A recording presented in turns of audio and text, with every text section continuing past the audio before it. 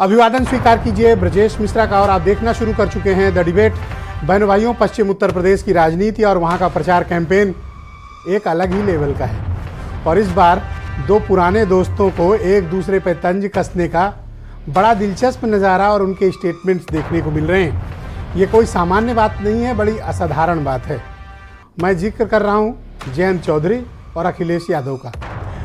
दोनों एक दूसरे पर बड़े ज़बरदस्त हमले कर रहे हैं, कोई बंद में कोई खुले में।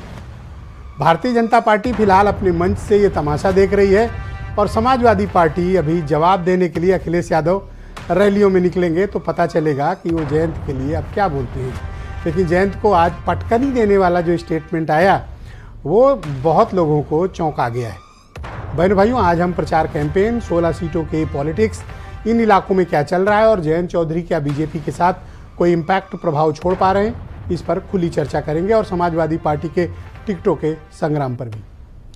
तो बहनों भाइयों, उत्तर प्रदेश की राजनीति जिस मुहाने पर पहुंची है, ये देखना कई बार बहुत दिलचस्प होता है कि राजनीति में जो लोग कंधे से कंधा मिलाकर चल रहे थे, दरअसल जब एक दूसरे का साथ छोड़ते हैं तो किस कदर हमलावर हो जाते हैं, राजनीति के मायने बदल जाते हैं।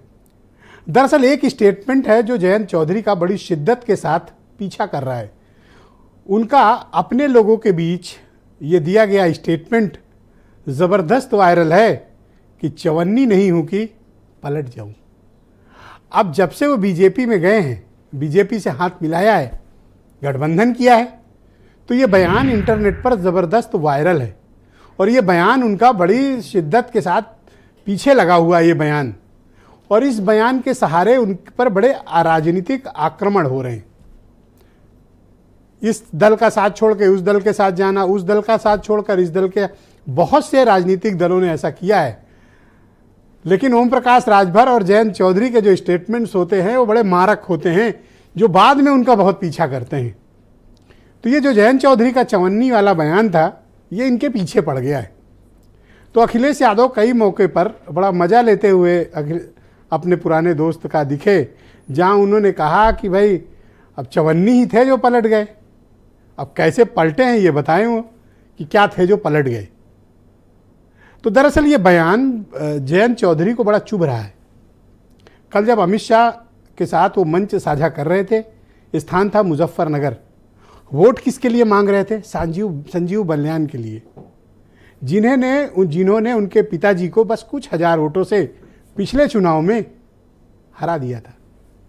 अब राजनीति का इत्तेफाक देखिए कि उन्हीं संजीव बलियान के लिए जयंत चौधरी अब वोट मांग रहे हैं और उस मंच से वो ये बता रहे हैं कि जो पलटने वाला बयान है दरअसल वो ऐसा नहीं है। उन्होंने कल उसकी नई व्याख्या की, कहा हम पलटे नहीं हैं, हमने पटकनी दी है।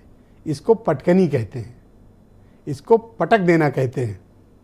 तो वो ये कहना चाहते हैं कि दरअसल वो पिछला जो गठबंधन उनका समाजवादी पार्टी के साथ था, उसको उन्होंने पटकनी दी है।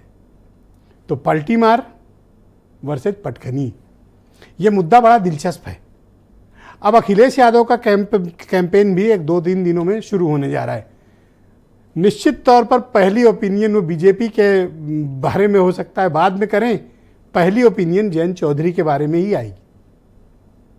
इस इलाके में जो ये 16 सीटें हैं, प्रथम चरण और दूसरे चरण में, एक शुरू होता है सहारनपुर से लेकर आता है पीलीभीत तक, और दूसरा जो शुरू होता है बागपत से और पहुंचता है मथुरा तक। बहनों भाइयों, पश्चिम उत्तर प्रदेश का ये इलाका दरअसल यही वो पॉलिटिकली बहुत बड़ा स्टेक होल्डर इलाका है जो दरअसल उत्तर प्रदेश में मतदाताओं का मूड तय करता है, वोटिंग बिहेवियर तय करता है। ये बताता है, चाहे किसी भी चुनाव में आप देखें, चुनाव की शुरुआत पश्चिम उत्तर प्रदेश से ही होती है और जो पश्चिम जिस दिशा में बढ़ता है, सेंट्रल, पूरब, रुहेलखंड और बुंदेलखंड, ये उसी दिशा में जाते हैं। इस बार इस इलाके ने क्या डिसाइड किया है, अब तब जब फैक्टर्स तमाम बदल चुके हैं, बीएसपी अलग हो चुकी है, आरएलडी बीजेपी के साथ जा चुकी है, कांग्रेस समाजवादी पार्टी के साथ आ चुकी है। पब्लिक ओपिनियन क्या है, इन 16 सीटों पर लोग क्या चाहते हैं?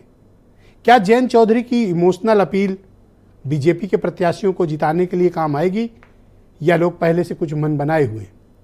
अखिलेश यादव और कांग्रेस कोई करिश्मा इस इलाके में कर पाएंगे?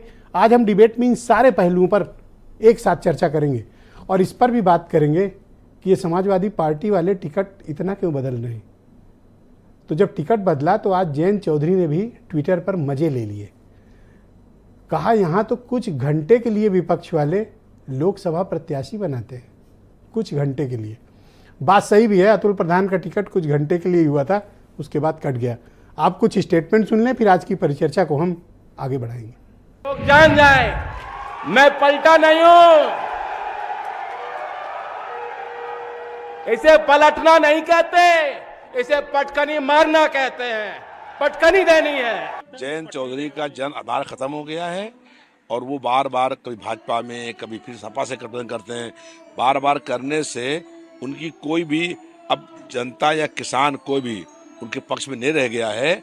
और वो जो है एक प्रकार समझ लीजिए कि जो नाम दिया गया है वो नाम सही है। जयंत चौधरी जी भारतीय जनता पार्टी के साथ जाकर अभिमान भी धारण कर लेंगे, इसका अंदाजा नहीं। सच्चाई ये है कि उन्होंने पलटी अखिलेश यादव को नहीं दी, उन्होंने पलटी इस देश के किसानों को दी। कृषि प्रधान देश है, तो जहां किसान खुशहाल है, जहां किसान जिसके साथ में खड़ा है, निश्चित तौर पर उसकी सरकार भी बनती है, उसको समर्थन भी मिलता है। तो आज की परिचर्चा को प्रारंभ करते हैं। मेरे साथ राष्ट्रीय लोकदल की प्रवक्ता जैनब सिकंदर मुझे ज्वाइन कर चुकी हैं और संजय चौधरी उत्तर प्रदेश में भारतीय जनता पार्टी के प्रवक्ता हैं।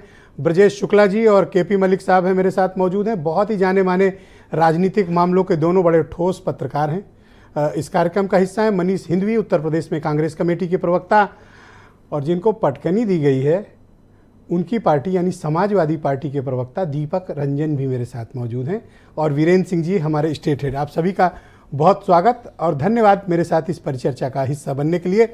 जैनब जी, आपका बहुत स्वागत है। मैं आपसे पटकनी की परिभाषा समझना चाहता हूं जो आपके नेता ने कल मंच पर दी है। पटकनी को आप किस तरह से परिभाषित करती हैं? देखिए, पटकनी जो पहली बात तो जयंत चौधरी जी ने कभी भी कोई बयान दिया नहीं है अखिलेश यादव जी के लिए, लेकिन उनको देना पड़ा, मजबूरी थी क्योंकि वहां से बहुत बयानबाजी हो रही थी।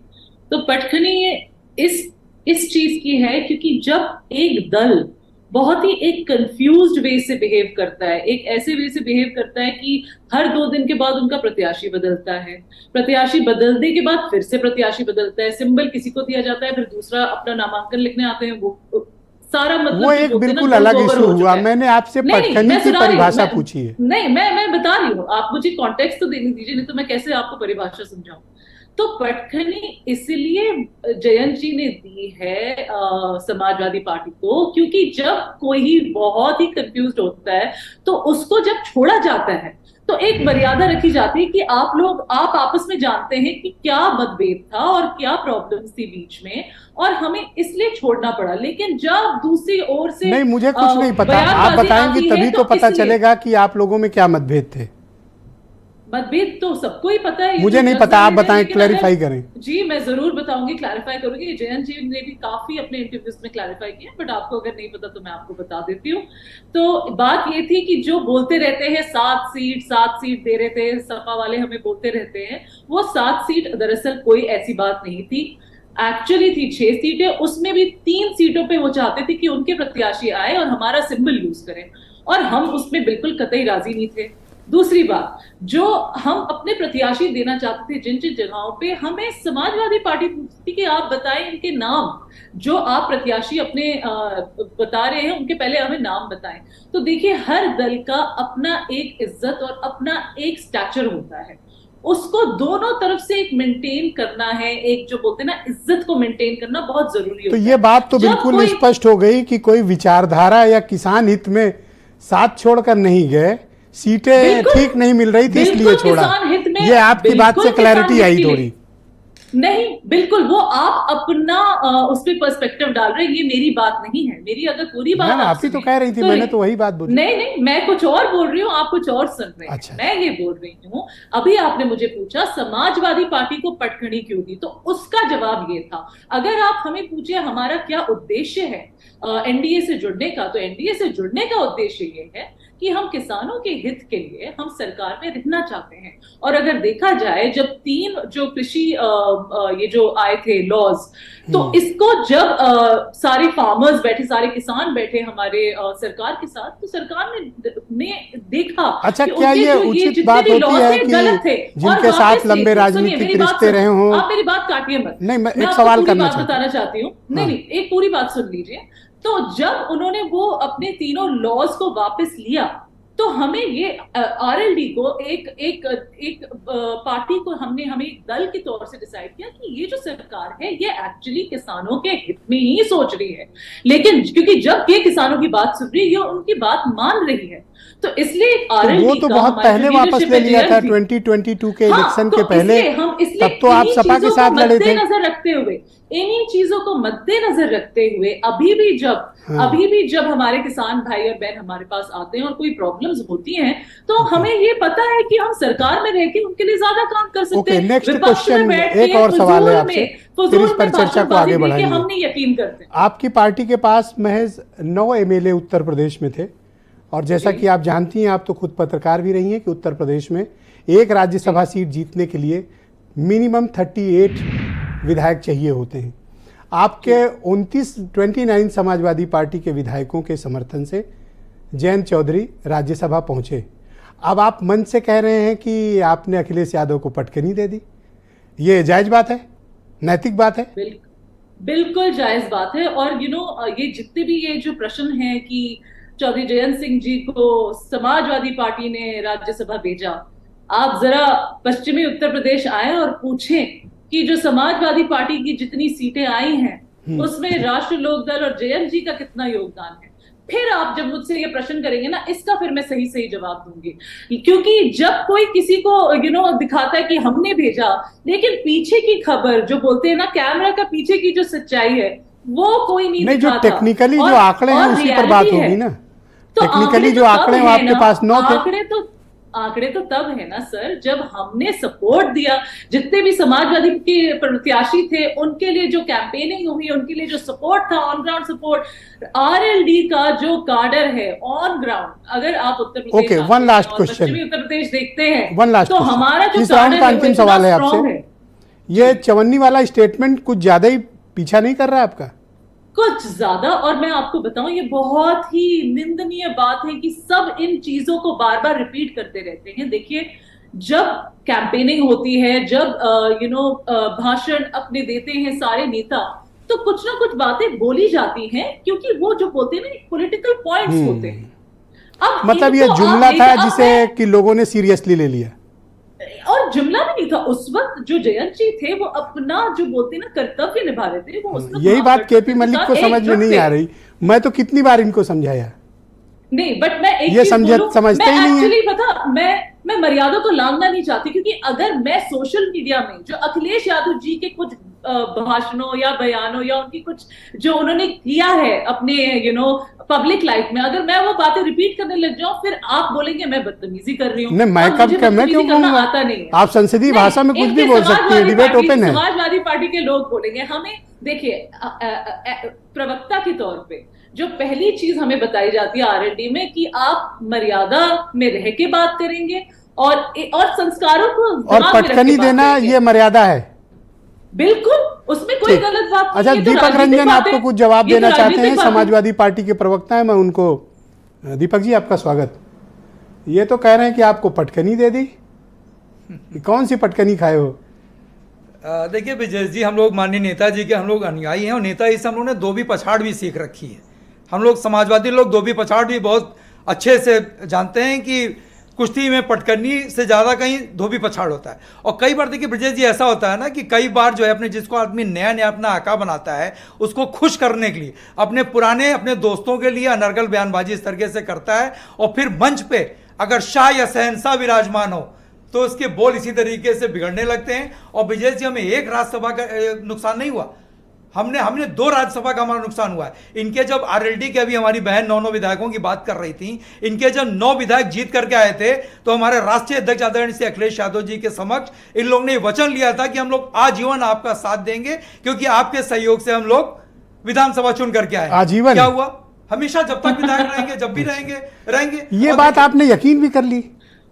नहीं, क्यों नहीं कितने भोले भाले। अरे क्यों नहीं यकीन करके भाई, अगर आरएलडी नहीं, बिल्कुल करो, तभी तो कह रहे हैं वो कि पटकनी दी है। आरएलडी के लोग इतने झूठे हैं, हमें यकीन नहीं था। और देखिए ये अभी एनडीए का राग अलाप रही है हमारी बहन, और बीजेपी से बता रही है कि हमारा बड़ा अच्छा सामंजस्य चल रहा है। अभी बागपत में आपने देखा होगा किस तरीके से बीजेपी और आरएलडी के कार्यकर्ताओं के बीच में जूतम लातम हुई, किस तरीके से इनकी रेणु तोमर या क्या नाम है इनकी महिला विंग की जो जिला अध्यक्ष, उन्होंने त्यागपत्र दे दिया।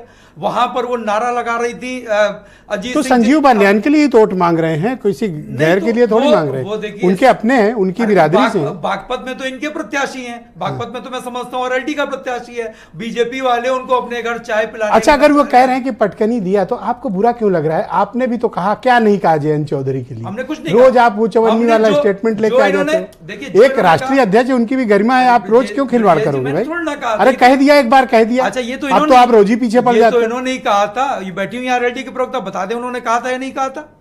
देखिए तो उनके- कहा तो भाई बोल ब्रजेश दिया जी- कैंपेनिंग में। चलिए, कोई बात आप नहीं, तो सीरियसली ले लिए उसको। मैं उस पर नहीं जाना चाहता। देखिए मैं एक बात, आपकी और केपी मलिक की प्रॉब्लम यही है, आप लोग जुमलों को सीरियसली ले लेते हो। जी जुमले तो जुमलेबाजी पार्टी में ही चले गए हैं, तो जुमलेबाजी तो करते ही रहेंगे।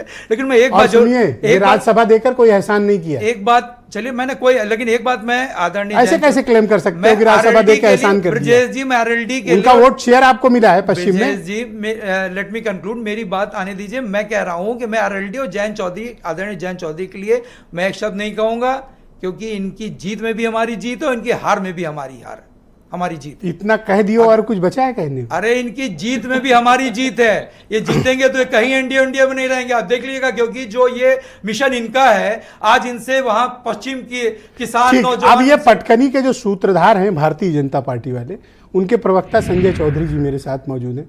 संजय जी, आपने ये करिश्मा कैसे कर दिखाया कि दो पक्के दोस्तों को आपने एक दूसरे के खिलाफ करा दिया, और फिर ये कैसे करिश्मा हुआ कि उन्हीं से आप ये वो स्टेटमेंट आपके मन से दे रहे हैं कि देखा ऐसे दी पटकनी, इसको कहते हैं पटकना? कैसे मतलब ये कर लेते हैं आप?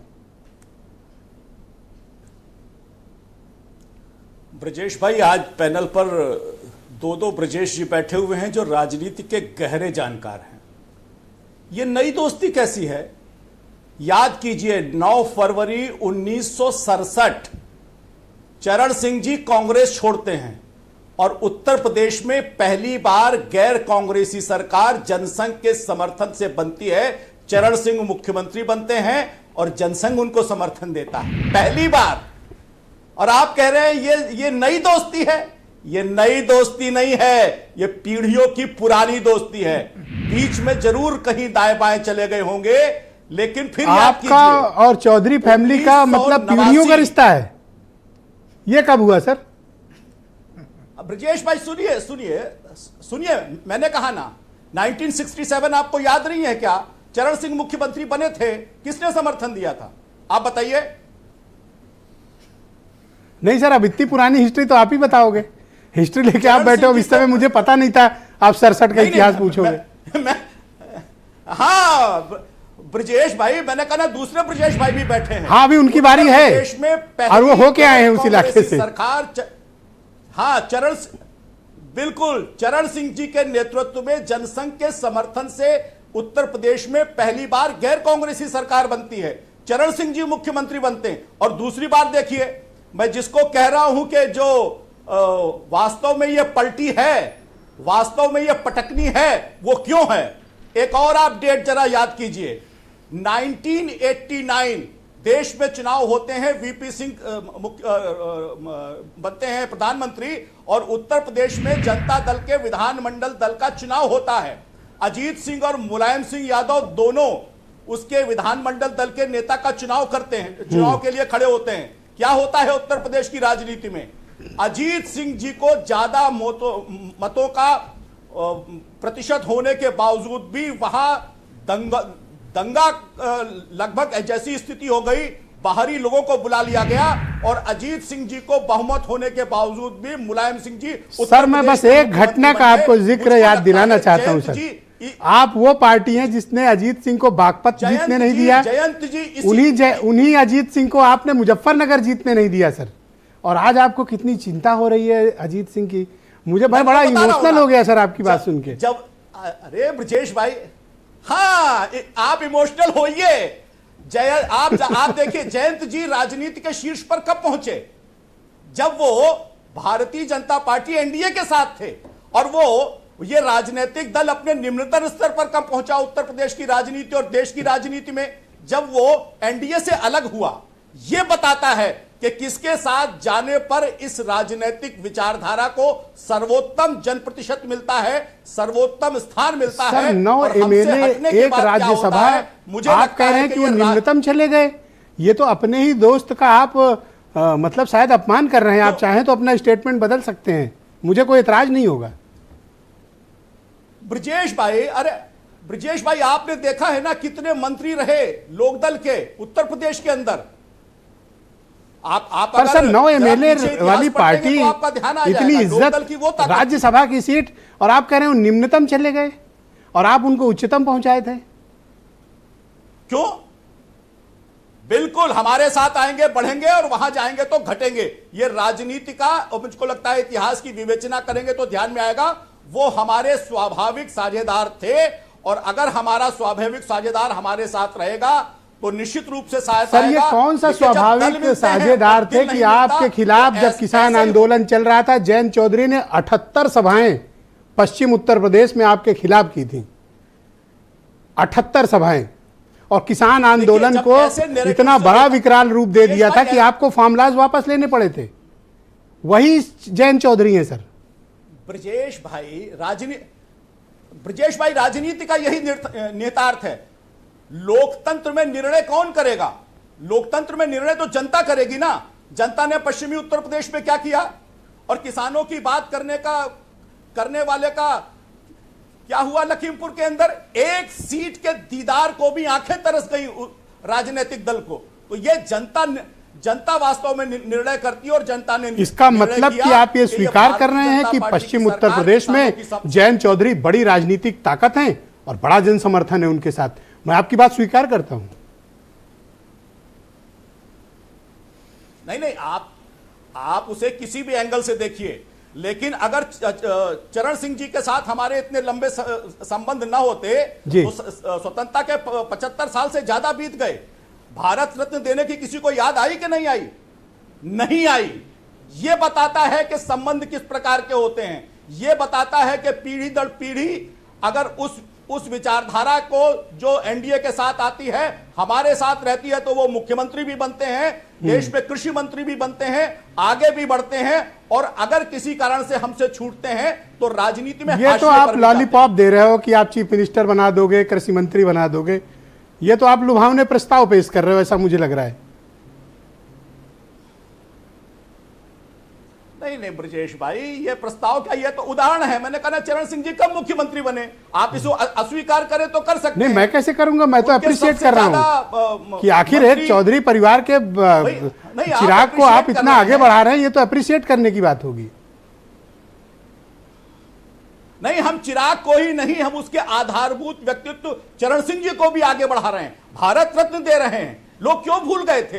राजनीति में क्यों पिसार दिए गए थे? क्यों? क्योंकि कांग्रेस छोड़कर चले आए थे। तो मुझे लगता है ये कोई 1, 2 दिन, 4 दिन और 5 दिन का नहीं, पीढ़ियों का रिश्ता है। की मैंने आपको बात बताई है, और बड़ी अच्छी बात आपने कही सर। मैं मनीष सिंधवी को आमंत्रित करना चाहता हूं उत्तर प्रदेश में। के साथ न केवल बनाई, थैंक यू, और 1983 में अटल जी और चरण सिंह ने एक साथ मिलकर दिल्ली में धरना दिया। ऑलराइट, मैं मनीष सिंधवी को आमंत्रित करता हूं।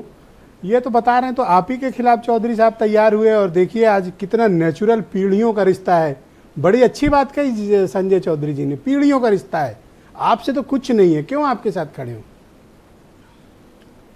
पीढ़ियों का रिश्ता ऐसा है कि चौधरी अजीत सिंह साहब हमारे नरसिम्हा राव की सरकार में भी मंत्री रहे, यूपीए 2 की सरकार में भी मंत्री रहे केंद्र में। और इतना ही नहीं है, ये जो लखनऊ का हवाई अड्डा है, 2008 में डॉक्टर मनमोहन सिंह की सरकार में इसका नाम चौधरी चरण सिंह हवाई अड्डा रखा गया। सवाल सिर्फ इस बात का है कि और उनके बेटे मैं तो चौधरी साहब की काबिलियत को अप्रिशिएट करता हूं कि दोनों दल कितनी इज्जत बख्श करें। हमारे साथ मंत्री थे, वो कह रहे नहीं, मैं अपनी बात हमारे साथ मंत्री थे। नहीं, मैंने एक उनकी बात का आदमी ने जवाब क्या दिया है। ताकत पैदा कर ली है, मैं तो अप्रिशिएट करता हूं। मैंने उनकी बात का जवाब दिया है कि मसला ये नहीं आप है। दोनों दौड़ रहे हैं। नहीं, मैंने उनकी बात का जवाब दिया कि मसला ये नहीं कि किसके साथ मंत्री थे, किसके साथ मुख्यमंत्री हुए, मसला ये नहीं है। मसला ये है कि हम किसको इज्जत कैसे देते हैं, अपनी बातों से देते हैं। बिल्कुल ठीक। तो अभी जो फिलहाल राष्ट्रीय लोकदल के नेता हैं आदरणीय जैन जी, अब उनका वो चवन्नी वाला बयान नहीं बताऊंगा, बहुत फेमस हो चुका है। उनके 2 और बयान बताता हूँ। प्रधानमंत्री जी के खिलाफ उन्होंने टिप्पणी की 2022 में बेशर्म रंग वाला गाना उस वक्त आया था, आपको याद होगा। तो उन्होंने कहा कि प्रधानमंत्री जी लोगों के कपड़ों पे टिप्पणी करते हैं, अभिनेताओं के, पता नहीं कमरा बंद करके कैसी तस्वीरें देखते हैं। ये प्रधानमंत्री के खिलाफ उनका बयान था। और भैंसावाल गांव में महापंचायत हो रही थी फरवरी 21 में। वहां उन्होंने योगी जी से कहा, योगी जी आपका माथा बहुत बड़ा है, आप 144 उस पर छपवा लीजिए। तो कितनी इज्जत उनके दिल में दोनों बड़े नेताओं के खिलाफ भाजपा के रही होगी, इन दोनों बयानों से जाहिर हो गया। तो जैनब ने कहा ना अभी कि क्यों सीरियसली लेते हैं भाई, कैंपेन में ऐसी बातें कहते रहते हैं। मतलब अब संजय चौधरी जी और जैनब जी की बातों को मिला दीजिए। वो कहती हैं कि वे बयानों को सीरियसली मत लीजिए, और वो पीढ़ियों का रिश्ता बता रहे थे। मैं तो कोई ऐसे पीढ़ियों का रिश्ता ही नहीं जानता कि रिश्ता अगर टूट गया हो तो मतलब रिश्ते अगर ना रहे हों तो इस तरह की बातें, इस तरह के, दरअसल आपकी बातों से जलन की बू आ रही है। ना आप जल भून के मैं तो राजनीति में भाषा की मर्यादा पे रहना चाहता हूं। ठीक है, दूसरी बात, अब चौधरी चरण सिंह जी की बात कर लीजिए। अच्छा, ये कौन सी मर्यादा थी कि जयंत चौधरी जब बोलने राज्यसभा में खड़े हुए किस तरह से हुटिंग की आपने, आप भूल गए? एकदम मैं याद, मुझे भूल गए? मैं आपकी बात पर सख्त एतराज करते हुए इस बात को कहता हूं कि चौधरी, मेरी बात पर तो पैनल में हर आदमी को एतराज है, चाहे मैं जैसे नहीं, चौधरी जयंत सिंह जब खड़े हुए तो मल्लिकार्जुन खड़गे जी ने सिर्फ नियमों की बात करी थी उनसे, सभापति महोदय से, और नियम की बात कहा था कि इस नियम के तहत ये इनको बात करने का मौका दिया। तो मुझे लगता है वो ठीक भी था, उसमें कोई गलत भी नहीं था। नियमों की बात की जाए, उस बात को अगर दूसरे एंगल एक आदमी अगर चौधरी साहब पर कुछ बोल लेते, आपका क्या चला जाता? नहीं, दोस्त हैं पुराने, ऐसा सवाल इस बात का है कि आपका टाइम थोड़ी, वैसे भी राज्यसभा इतना भी क्या नाराज वैसे भी धनखड़ साहब राज्यसभा अपनी मर्जी से ही चला रहे हैं, जो उनको अच्छा लगता है वो करते हैं। अब तो वहां लोकतंत्र रहा नहीं, वो तो अपनी मर्जी से चला रहे हैं ना, जिसको चाहते हैं बाहर कर देते हैं, जिसको चाहते हैं अंदर कर लेते हैं। तो नियमों पर बात नहीं, मैं अपनी बात पूरी कर लूं। दो बेहतरीन पत्रकार मेरे साथ मौजूद हैं। हाँ, मैं और अब चौधरी साहब की बात कर लें। चौधरी साहब ने पूरा जीवन किसानों के लिए दिया। उन किसानों की स्थिति ये है कि वो जब दिल्ली जाना चाहते हैं अपनी बात रखने के लिए, जिन आंदोलनों को लगातार चौधरी साहब लीड किया करते थे, तो उनके रास्ते में कीलें बिछाई जाती हैं, उनको लाठियों से मारा जाता है, उनके ऊपर गोलियां चलाई जाती हैं। 2022 में चुनाव होगा। नहीं, एक मिनट, जनता हमने मैंडेट दे दिया। जनता का मैंडेट, कभी कभी महात्मा गांधी कहते थे कि हर लोकप्रिय चीज लोकहितकारी हो, ये कोई जरूरी नहीं है। 800 किसान इसी देश में शहीद हुए थे। तो अगर चौधरी साहब की बात करें तो इस पर भी बात होनी चाहिए। के बहुत ही जाने माने चर्चित पत्रकार हैं और बड़े जबरदस्त आलोचक भी हैं। अब आपके मन में तसल्ली हुई, आपने जैनब का स्टेटमेंट सुना, क्यों इतना गंभीरता से आप ले लेते हैं बयानों को? भाई कैंपेन के दौरान आदमी बोल देता है, आप तो उसमें पीछे ही पड़ गए सर। नहीं, देखिए ब्रजेश जी, ऐसा है कि नेता लोग हैं, आजकल कुछ भी बोल देते हैं, कुछ भी कर लेते हैं, क्योंकि मुझे मालूम है आजकल नेताओं में नैतिकता, शुचिता, सिद्धांतवाद का तो कोई मतलब है नहीं। तो इसलिए आजकल हम नेताओं को बहुत सीरियस ले नहीं रहे हैं। कई नेता सोते कहीं हैं और आंख कहीं और खुलती है। आपने देखी होगी इंडियन एक्सप्रेस की रिपोर्ट 2 दिन पहले छपी है। खैर, मैं यहाँ पे ये बताना चाहता हूं, मुझे सबसे हंसी आई वो विजेंद्र सिंह के स्टेटमेंट पे। सर, उससे बेहतरीन कोई बयान नहीं। बंदा रात में कहा सोया, सुबह उठा कि देश बदलना है, बीजेपी चल। जी, देखिए ब्रजेश जी, जो आपने बात कही, यहाँ कांग्रेस के प्रवक्ता से पूछा कि भाई आपने सदन में जयंत चौधरी की हुटिंग की, जब वो चौधरी चरण सिंह के भारत रत्न मिलने के बाद कुछ बात कर रहे थे, तो उसमें जो है, देखिए वो प्रधानमंत्री जी को भी चिंता उस बात की। मेरठ रैली में ना प्रधानमंत्री जी के पास कुछ बोलने को था, ना जयंत चौधरी के पास था, लेकिन प्रधानमंत्री जी ने कहा कि जब हमारे छोटे भाई जयंत चौधरी हाउस में खड़े होकर कुछ बोलने लगे, कांग्रेस ने हुटिंग करी। अभी जैनब जी बता रही थी 3 कृषि बिल आपने रोक दिया, मुझे आप पे भी घोर आपत्ति है, ऐतराज है। वो विस्तृत रूप से 3 कृषि बिलों पे व्याख्या कर रही थी। आजकल वो उसको उचित ठहराने में लगे हुए हैं कि बहुत अच्छे बिल भारतीय जनता पार्टी ला रही थी। और आपने ये भी देखा होगा कि यही राष्ट्रीय लोकदल और यही जयंत चौधरी उन बिलों का तत्काल विरोध कर रहे थे। देश के किसान 13 महीने दिल्ली में पड़े रहे थे। 750 तो आप इस बात को मुद्दा क्यों बना रहे हैं कि संजीव बालियान के लिए जयंत वोट मांग रहे हैं या अखिलेश यादव को पटकनी देने की बात कर रहे हैं?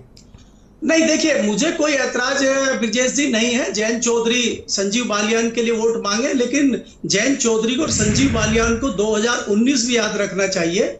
जयंत चौधरी को 2014 बागपत भी याद रखना चाहिए और जयंत चौधरी को हेमा मालिनी का मथुरा भी याद रखना चाहिए। वो सब भारतीय जनता पार्टी के लोग हैं। अगर भारतीय जनता पार्टी को इतनी चिंता जयंत चौधरी और चौधरी परिवार की है तो 12 तुगलक रोड खाली कराने के लिए 1 घंटा भी नहीं लगा, जबकि रामविलास पासवान किसी भी सदन में ना होते हुए 6 महीने अपनी कोठी में रहे। 10 तो अब भारत रत्न दे दिया ना, भारत रत्न तो दिया ना, इतना बड़ा देश का सर्वोच्च नागरिक सम्मान। देखिए, मुझे लगता है चौधरी चरण सिंह इतनी बड़ी शख्सियत है, भारत रत्न उनके लिए कोई महत्व नहीं रखता। आप भारत रत्न उनको दें ना दें, वो खुद भारत रत्न है। और भारत रत्न देने के बाद में चारों तरफ जो लोगों का घेरा बनाया उनको देने में मुझे लगता है कि उनको।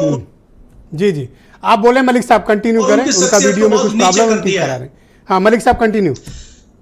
जी, दूसरी चीज यह है कि जिस प्रकार से मुजफ्फरनगर में हम देख रहे हैं कि आज जयंत चौधरी वहां पे कैंपेन कर रहे हैं संजीव बालियान के लिए, तो उनको 2019 भी याद रखना चाहिए जब चौधरी चरण सिंह वहां से चुनाव हारे थे। सर राजनीतिक दल हैं, ये हारने के लिए क्यों, जीतने के कॉम्बिनेशन पर काम करेंगे। सर आप क्यों इस सब मोरालिटी और ये सब विषयों को लेकर मुद्दा बनाए हो? भाई जहां जीतेगा आदमी वहां जाएगा। नहीं ब्रजेश जी, हमें आगे की चिंता है ना। अभी जयंत चौधरी जो है भारतीय जनता तो सर आगे फिर वो हो जाएगा जो कल मंच से बोला, वो उनके साथ हो जाएगा। तो मंच से सर, आप नाहक मतलब इतना सीरियस हो, मुझे बड़ी फिक्र रहती है इस सब विषयों पे आपकी। सर ब्रजभूषण शरण सिंह के साथ भी जयंत चौधरी मंच शेयर करेंगे, टैनी साहब के साथ भी मंच शेयर करेंगे, तो आप इतना विरोध क्यों करते हैं? अब आप मुझे बताइए, कल अगर समाजवादी पार्टी के साथ आपको वापस जाना पड़े तो आज फिर आप उल्टी सीधी टिप्पणियां कर रहे हैं कि पलटी मार दी। आप पलटी बोलते क्यों हैं? कोई बात नहीं सर, कुछ दिन मीडिया में चलेगा, इंटरनेट पे चलेगा, बाद में जैनब जी कह देंगी भाई वो भी जुमला था, बात खत्म। मैं ब्रजेश शुक्ला जी को आमंत्रित करता हूं। ब्रजेश शुक्ला जी उत्तर प्रदेश के बहुत ही जाने माने पत्रकार हैं और ग्राउंड पर बहुत काम करते हैं ये। ब्रजेश जी आपका बहुत शुक्रिया। मैं आपसे जानना चाह रहा था कि ये पहले 2 चरणों का क्या कॉम्बिनेशन है, वहाँ कौन सा पक्ष ज़्यादा हावी है, इशूज़ क्या हैं, जयंत चौधरी बीजेपी को कितना फ़ायदा दे पा रहे हैं या नहीं, और ये सपा कांग्रेस के गठबंधन का फील्ड पे परफॉर्मेंस क्या है? ब्रजेश जी, इस बार काफ़ी परिवर्तन वहाँ पर है और कुछ समीकरणों को समझना होगा। पिछली बार एक महागठबंधन वहाँ पर चुनाव लड़ रहा था, उसमें बसपा भी थी, समाजवादी पार्टी भी थी और राष्ट्रीय लोक दल भी था। अब 2 गठबंधन अलग हो चुके हैं। एक तो जयंत चौधरी अलग हुए हैं, राष्ट्रीय लोक दल जी, और एक बहुजन समाज पार्टी अलग से चुनाव लड़ रहा है। अब स्थितियां ये हुई थी कि जिन 8 सीटों में चुनाव हो रहा है उसमें 5 सीटें जो है महागठबंधन को मिली थी। उसमें बिजनौर भी था, उसमें नगीना भी था, उसमें ये मुरादाबाद अमरोहा, तो ये सब सीटें, हाँ अमरोहा भी था, नहीं अमरोहा इसमें नहीं है। तो ये 5 सीटें मिली थी महागठबंधन को जी। अब स्थितियां ये है कि वहां पर जब दोनों अलग हो चुके हैं तो लड़ाई बड़ी टिपिकल है वहां पर। अब जैसे अमरोहा है, मुरादाबाद है, यहाँ समाजवादी पार्टी को काफी दिक्कत झेलनी पड़ रही है, बिजनौर में झेलनी पड़ रही है और नगीना में एक बड़ी रोचक लड़ाई हो गई है। वो अखिलेश यादव के उस कारण हो गई है, इसलिए क्योंकि अखिलेश यादव ने ब्रजेश जी किया क्या कि उन्होंने चंद्रशेखर को टिकट नहीं, मतलब उनसे कोई समझौता नहीं किया। अब आवाज आ रही ब्रजेश? परफेक्ट आ रही है, आप बोले सर, कंटिन्यू। हाँ, तो अब वहां पर क्या हुआ, चंद्रशेखर चुनाव लड़ रहे हैं। चंद्रशेखर की चुनाव लड़ने से वहां लड़ाई कई कोणों में विभक्त हो गई है। एक तो मुस्लिम वोट जो है वो काफी कुछ जा रहा है चंद्रशेखर को, दलित वोटों में भी बंटवारा हो रहा है और वहां पर समाजवादी पार्टी जो है वो काफी पीछे जा रही है और कमोबेश बिजनौर में यही स्थिति हो रही है। तो वहां पर स्थितियां पलटी हैं। अब आगे क्या होगा? आपको और ऐसा प्रतीत उससे होता बड़ी है बात कि यह जयंत चौधरी कि भारतीय जनता पार्टी के लिए बड़े पॉलिटिकल बूस्टर साबित हुए हैं? हाँ, अब लाख कोशिश के बाद वैसे तो पूरा वोट जो जाट वोट था पूरा नहीं गया था जयंत को, लेकिन बंटवारा हुआ था। वो बंटवारा सहारनपुर में भी दिखा था, वो बंटवारा मुजफ्फरनगर में भी था, वो बंटवारा बागपत में थोड़ा बहुत था। अब आपको लगता है कि ये बंटवारा नहीं होगा और सारे जाट वोट एक नाके से गुजरेंगे? अब स्थिति यह है, कोई इब्बत वहां पर नहीं है। मुजफ्फरनगर में हरेंद्र मलिक है तो वहां पर थोड़ा वो है, लेकिन और शुक्रिया ब्रजेश जी। मैं डिबेट के दूसरे चरण में आपके बाकी विचारों को सम्मिलित करूंगा। वीरेंद्र सिंह जी हमारे स्टेट हेड भी इस कार्यक्रम में शामिल हो चुके हैं। वीरेंद्र जी, आपका स्वागत। कल से मैं ये स्टेटमेंट दे रहा हूं पटकनी वाला, और अखिलेश यादव का भी स्टेटमेंट मैंने सुना, इनको कितना गंभीरता से लिया जाए? देखिए, पलटी मार और पटकनी में अंतर सिर्फ इस बात का है कि जयंत चौधरी का बयान ऐसे मौके पर आया है जब उन्होंने राजनीति में अपनी सारी इच्छाएं पूरी कर ली हैं, सारे बड़े पद हासिल कर लिए हैं, जिसको आप पलटी मार कह सकते हैं। लेकिन पटकनी देने का जो उनका बयान है उसके लिए भी इंतज़ार करना पड़ेगा। जब लोकसभा चुनाव का परिणाम आएगा तब उनकी ये बात सच साबित होगी कि वो पटकनी दे पाए या पलटी मार बनकर ही रह गए। ये एक उनके बयान का सार है। वैसे सियासत में अभी मलिक साहब ने कहा कि नैतिकता, चरित्र, वसूल, अवसरवाद, ये सब तो किताबों की बातें रह गई हैं। आज के समय में खास तौर से जो छोटे दल हैं उनके सामने अगर सत्ता में वो बहुत देर तक नहीं है तो टिकना थोड़ा उनका मुश्किल होता है। और जयंत चौधरी समाजवादी पार्टी में रह के सब कुछ हासिल कर चुके थे। उनके पास विपक्ष में रह के ज़्यादा कुछ उनको मिलने वाला नहीं था, तो उन्होंने वक्त बदला। लेकिन उससे पहले उन्होंने एक तापमान की टेस्टिंग की कि खीर पक गई है। एक सोशल मीडिया पे उनका ट्वीट कुछ महीने पहले आया था, तो लोगों को लगा कि खीर खाई जाए या ऐसे घास खाई जाए, भूसा खाया जाए। तो डर तो लगा था लोगों को, लेकिन फिर लोगों ने कहा नहीं नहीं, जयंत नहीं पलटेंगे, जयंत नहीं जाएंगे। लेकिन ये भाजपा की खूबी है कि पहले लाठी खा लो फिर खीर खाओ। ये उन्होंने इस सियासत में एक तस्वीर भी देखने को मिली जब हाथरस की घटना में लाठीचार्ज हो गया। ब्रजेश जी, ये चुनाव इस बात की तस्दीक करेंगे कि जयंत को भाजपा ने अब तक जितना दिया है क्या वो उसे लौटा पाएंगे चुनाव के परिणाम के रूप में। जाटलैंड में जयंत चौधरी के भाजपा के साथ हाथ मिलाने के फैसले पर जनता क्या सोचती है, ये भी ये चुनाव परिणाम तय करेंगे। ये जरूर है कि आजकल चवन्नी ने देश की सियासत में बड़ा बवाल मचा रखा है। जयंत चौधरी कहते थे कि मैं चवन्नी नहीं हूं जो पलट जाऊंगा। आम आदमी पार्टी कहती है कि हमारे घर से आज तक चवन्नी रिकवर नहीं हुई, बार बार सबको पकड़ा जा रहा है। चवन्नी इस देश में चलन में नहीं है, लेकिन तकलीफ बहुत दे रही है जी। और आज एक चीज और आई कि जयंत चौधरी जब विपक्ष में थे तो किसान आंदोलन चला। उसके बावजूद भाजपा 2022 में बहुत प्रचंड बहुमत से जीती। दोबारा ये लोग किसान आंदोलन करने का मन बना रहे थे, लेकिन हिम्मत नहीं जुटा पाए। ऐसे में जयंत चौधरी कितने दिन तक भाजपा का विरोध करके बाहर रहते, शायद उनके सामने ये भी एक समस्या थी।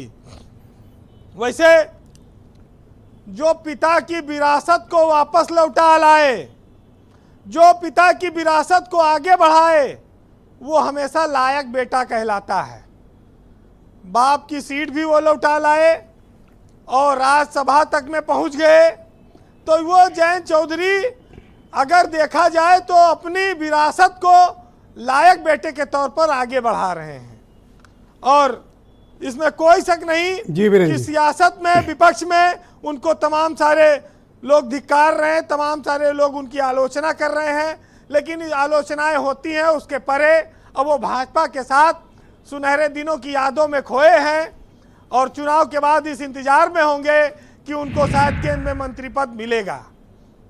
उत्तर प्रदेश में विपक्ष के सामने लेकिन एक समस्या और चल रही है, खासतौर से कांग्रेस और सपा में, कि कांग्रेस वाले जब सवेरे सो के उठते हैं पता चलता है कि 4-6 पार्टी छोड़ गए, और समाजवादी जब सो के उठते हैं तो पता चला 4-6 टिकट बदल गए।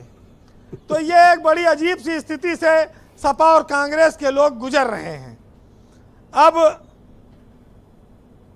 ब्रजेश जी, जयंत चौधरी के मामले में एक सज्जन ने कहा कि अगर उनके पास स्वामी प्रसाद जैसी भी नैतिकता होती तो राज्यसभा की सीट छोड़ देते। उनको सपा ने वो सीट दिलाई थी, लेकिन जयंत चौधरी ने अभी तक ऐसा कोई काम नहीं किया है। तो ये सब है जी, कंक्लूड करें जी। एक पार्टी में तो एक आदमी के पास 8 घंटा ही टिकट रहा और उसने बाद में अपने लिखवा दिया पूर्व प्रत्याशी अपने गाड़ी के पीछे, पूर्व प्रत्याशी 8 घंटा तो टिकट। तो ये भी बड़ा रोचक सब अवसर मिल गया भाई, एक बार लड़े ना लड़े एक प्रोफाइल बन जाती है, पता स्टेटस बन जाता, कट गया कोई बात नहीं, 24 घंटा दुख होता है। बिल्कुल साथ, लेकिन ये वक्त की बात है कि मेरे मुल्क में आज 54 रुपए पर भारी है और वो शान से आगे जा रही है। भला कि वो चलन में नहीं है, लेकिन उसका सिक्का बराबर चल रहा है। वैसे 54-58 की बातें तो बहुत हुई, लेकिन सुनिएगा कि जो मेरे शहर में कुछ रोशनी लाए होंगे, उन चिरागों ने कई घर भी जलाए होंगे। हाथ उनके भी यकीनन हुए होंगे जख्मी, जिसने कांटे मेरी राहों में बिछाए होंगे। और सच कहूँ तो गुनाहगार कहलाऊं, खामोश रहूं तो जमीर धिक्कारे। ऐ जिंदगी बता तो सही, कोई और रास्ता है कि नहीं। बहुत शुक्रिया वीरेंद्र जी, बहुत बहुत धन्यवाद आपका। ग्राउंड जीरो से अपने इनपुट, फीडबैक, पॉलिटिकल ऑब्जर्वेशंस और जनता की ओपिनियन हम तक पहुंचाने के लिए आपको बहुत बहुत शुक्रिया। बहनों भाइयों, डिबेट का दूसरा चरण प्रारंभ करते हैं। राष्ट्रीय लोकदल की प्रवक्ता जैनब सिकंदर मेरे साथ इस वक्त मौजूद हैं। जैनब जी, आप अपने पास्ट, जो आपका पॉलिटिकल पास्ट है, उससे आप पीछा कैसे छुड़ाएंगी? जैसे अभी कांग्रेस वाले पुराना बयान निकाल कर लाए हैं, केपी मलिक साहब हिस्ट्री बता रहे थे बागपत और मुजफ्फरनगर की, ये भी तो आपका पीछा करेगा ना? देखिए, इससे पहले जो ये महोदय बात कर रहे थे वो कौन थे?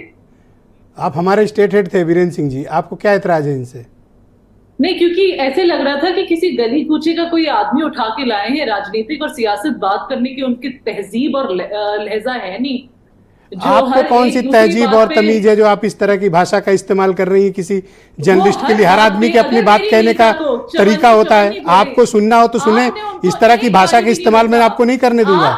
आप उनकी बात सुने, पर इस तरह की शब्दावली आप बिल्कुल इस्तेमाल नहीं करेंगे। आप अपनी बात रखें और अपनी बात का जवाब दें। आप किसी व्यक्ति पर इस तरह की बातें नहीं कर सकती हैं, आपको कोई अधिकार ऐसा नहीं है। वो कैसे बात कर सकते हैं? ना तो आपको डिबेट का डिसिप्लिन पता है, ना डिबेट कैसे करनी पता है। लोकप्रियता किस तरीके से लोग सुनते हैं, आपको क्या मालूम है? अभी आप कौन सा बड़ी इज्जत से यहाँ पेश आ रही हैं? आपने कौन सा किया? आपको या तो अपनी बात कहिए, जुमलेबाजी इनको पसंद आ रहा है, इनको जुमलेबाजी पार्टी में चले गए, इनको पता ही नहीं है। वन बाय वन हमको लगता है कि रिसेंटली अपनी बात रखिए। इनको शायद किसी पत्रकार की जस्ट सेकंड, इनको लोकप्रिय, ऑल राइट, धन्यवाद। नहीं, ठीक है, आपको अपने मुद्दों पर बात करनी है, गो एहेड। दुनिया कह रही है 54 थे जो पलट गए। अरे रहने दीजिए, छोड़िए, ऑल राइट। लोग कह रहे हैं अरे जाने दीजिए, छोड़िए। संजय चौधरी जी को स्क्रीन पर लाए जाए।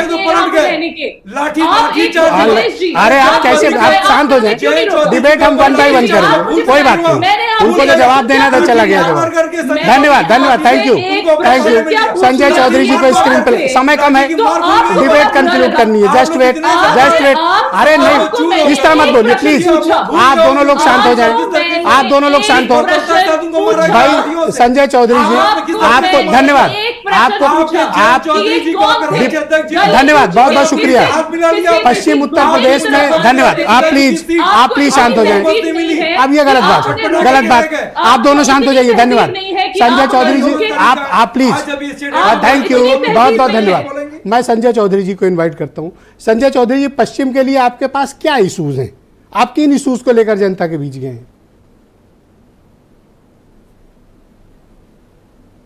ये पश्चिम के लिए ही नहीं, पूरे देश के लिए भारतीय जनता पार्टी के इश्यूज हैं। हमने किसानों की समस्या का समाधान किया है। ब्रजेश भाई, इस राजनीतिक पैनल पर या किसी भी विषय पर पश्चिमी उत्तर प्रदेश की जो सबसे बड़ी फसल है किसानों के बकाये का भुगतान, वो अब कोई विषय है क्या चर्चा के लिए?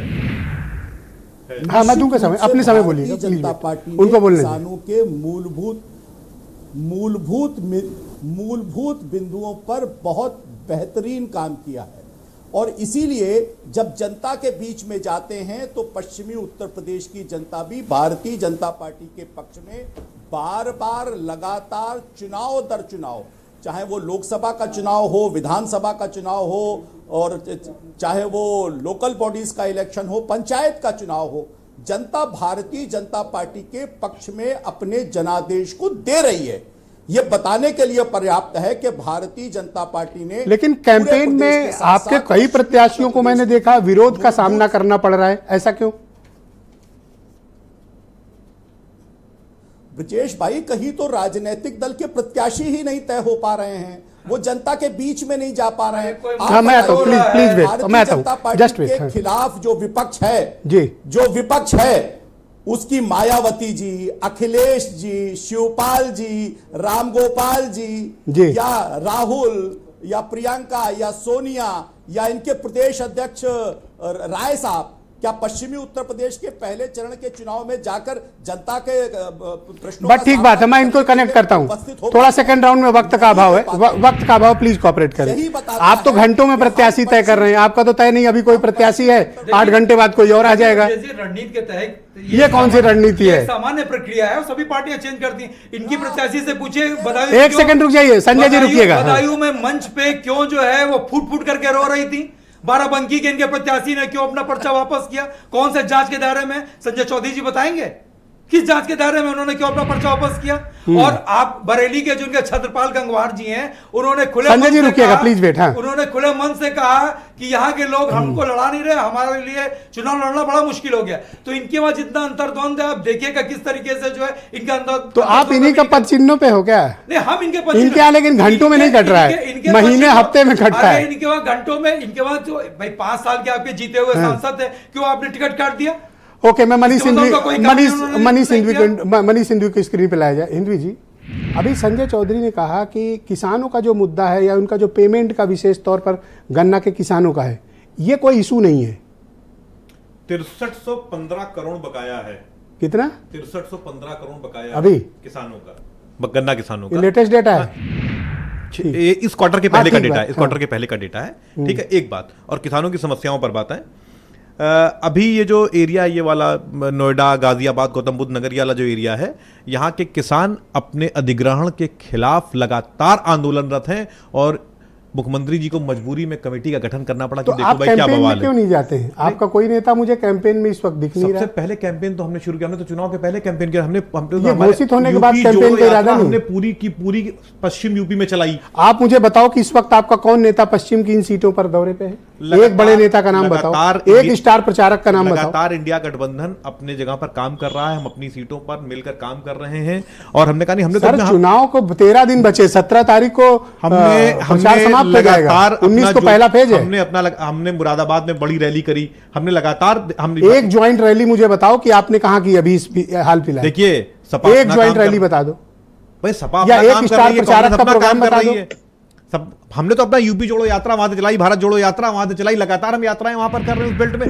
भाई आप ये देखिए कि एक नेता कितनी बार जाएगा पूरे देश में, उसको काम हो गया, इतना ही प्रचार नहीं, क्यों? अब लगातार वहां पर प्रत्याशी काम कर रहे हैं। तो ये ज्वाइंट कैंपेन कब करेंगे? क्या इनके क्या जो आप मुझे बताओ कि कौन सा स्टार प्रचारक किस इलाके में? अगर मेरठ में गए हैं प्रधानमंत्री जी, तो क्या बार बार मेरठ जाएंगे? योगी आदित्यनाथ प्रतिदिन 3 रैलियां कर रहे हैं पश्चिम में, आपको पता है? डेली जा रहे हैं, रोज पश्चिम में, डेली 3। हाँ, आप चेक करो। और बनारस और गोरखपुर भी गए हैं, लेकिन प्रतिदिन 3 प्रबुद्ध सम्मेलन संबोधित कर रहे हैं। आप लोग निकल ही नहीं रहे हो। नहीं, ऐसा नहीं है। हमने- बताओ, एक हम- कार्यक्रम हम बताओ ना। लगातार वहां पर अपना काम कर रहे हैं और पिछले 3 महीने से वहां कर रहे हैं, ग्राउंड लेवल पर काम कर रहे हैं। एक दिन का काम नहीं केपी है। मलिक से अभी तस्दीक कराता हूं। बताओ मलिक साहब, विपक्ष कहां है पश्चिम की इन 16 सीटों पे? देखिए ब्रजेश जी, अगर आप विपक्ष की बात करें तो विपक्ष जो है भारतीय जनता पार्टी का सामना सीधे सीधे नहीं कर पा रहा है, इसमें कोई दो राय नहीं है। और संजय चौधरी जी ने ठीक कहा कि उनकी पार्टी ठीक काम कर रही है, बढ़िया तरीके से उनका सब मामला जमा हुआ है। लेकिन विपक्ष जिस तरह से बौखलाया हुआ है, अगर वो सही तरीके से काम करे तो भाजपा के लिए भी चुनौतियां कम नहीं है। जैसे कि अभी संजय जी ने कहा कि गन्ना की समस्या खत्म हो गई है, भुगतान की कोई दिक्कत नहीं है। अभी सिद्धू जी ने बता दिया 6,000 करोड़, तो ये पिछले क्वार्टर का बता रही है, 6.5 हो चुका है अभी। 6,500 करोड़ का गन्ना किसान का बकाया है, तो गन्ना किसान क्या खुश है क्या? तो इसलिए गन्ने की समस्या हल हो नहीं सकती, क्योंकि ये बड़ा इशू है। लेकिन इसको जो जिसकी जिम्मेदारी है, जो यहाँ पे राजनीति करता है दल, उसकी जिम्मेदारी है उठाने के लिए, लेकिन वो दूसरे इशू में लगा हुआ है। दूसरी बात अंत में मैं थोड़ा सा ये बताना चाहता हूं ब्रजेश जी, जैसे कि शुक्ला जी ने कहा, मुझे लगता है शुक्ला जी ने कम दिन बिताए हैं पश्चिम उत्तर प्रदेश में। जिस प्रकार से इन्होंने कहा कि जयंत चौधरी के भारतीय जनता पार्टी के साथ आने से एक मुश्त जाट जो है भारतीय जनता पार्टी में जा रहा है, तो ये इनकी गलतफहमी है। बहुत बारीकी से अगर आप जांच करेंगे, चाहे वो कैराना हो, चाहे वो मुजफ्फरनगर हो, चाहे वो बागपत हो, चाहे वो मेरठ हो, जाटों में किस बंटवारा है। आधार पर आप ये दावा कर रहे हैं कि जाट एक नाके से नहीं गुजरेगा? उसके तार्किक आधार क्या है? उसके तार्किक आधार ये है कि जैसे मैंने आपको मुजफ्फरनगर का उदाहरण दिया कि यही भारतीय जनता पार्टी के संजीव बालियान ने चौधरी अजीत सिंह को हराने का काम किया था, और वो भी जाट हैं। वो कह रहे हैं जयंत चौधरी ने जो फैसला ले लिया ठीक है, यहाँ फैसला हम करेंगे और हम चौधरी चौधरी साहब की पार्टी तो अब बीजेपी के साथ है, तो अब उनसे जाट का एक हिस्सा क्यों नाराज होगा? भाई चौधरी साहब तो आ गए इधर। क्योंकि उन्होंने 10 साल तक भारतीय जनता पार्टी के खिलाफ स्पॉट पे लड़ाई लड़ी है, संजीव बालियान के खिलाफ 10 साल तक लड़ाई लड़ी है। उन पर स्थानीय लोगों पे कई सारे मुकदमे चल रहे हैं, आंदोलन के खिलाफ उन पे मुकदमे हुए हैं, कई लोग जेल गए हैं। वो कैसे एक भारतीय जनता पार्टी भाई चुनाव के बाद मुकदमे वापस हो जाएंगे ना? चुनाव के बाद मुकदमे वापस हो जाएंगे? नहीं, ऐसा नहीं है। एक परसेप्शन बना हुआ है। मैं तो पहले ही कह रहा हूं आपको कि ऐसा नहीं है कि सारे चले गए हैं, और मैं ये भी नहीं कहूंगा कि लोग गए नहीं है। जयंत के जाने से फर्क नहीं पड़ा, फर्क पड़ा है, लेकिन 100% लोग एक नाके से गुजर जाएंगे, इस पे मेरी असहमति है। ऑल राइट, मैं ब्रजेश शुक्ला जी से इस पर ओपिनियन लेता हूं। ब्रजेश जी, आपका क्या मत है कि जो सबसे बड़ा वोट शेयर है, जिस कम्युनिटी को बिलोंग करते हैं, वो क्या उनके साथ खड़ा होगा 100% इस अलायंस के साथ, या बंटवारा महसूस करते हैं? ब्रजेश जी, मैं पहले ये बता दूं, मैं पहले भी कह चुका हूं मुजफ्फरनगर की बात। वास्तव में जब वहां पर अजीत सिंह जी खड़े थे, तब वोटों बंटवारा हो गया था जाटों का। इस बार तो कोई अवरोध नहीं है। फिर मुजफ्फरनगर की बात मैंने कह दिया क्योंकि हरेंद्र मलिक है वहां पर। बाकी आप परिणाम आए, आप देख लीजिएगा, केवल मुजफ्फरनगर में थोड़ा बहुत बंटवारा हो रहा है, बाकी एक तरफा ना चला जाए तो आप हमें बुलाइएगा जिस दिन परिणाम आए। सब कुछ एक तरफा जा रहा है वहां पर।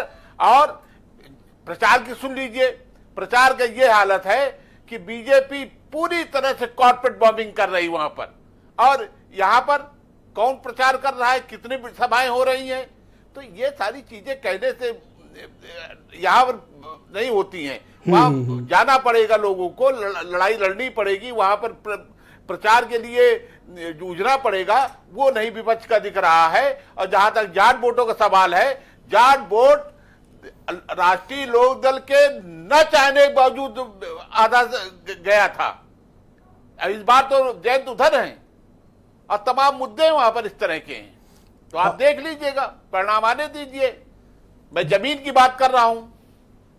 ऑल राइट, ब्रजेश जी, आपका बहुत बहुत शुक्रिया, और मैं अपने सभी मेहमानों का बहुत शुक्रिया अदा करता हूँ। समय समाप्त हो गया, फिर किसी दिन बोल लीजिएगा सर।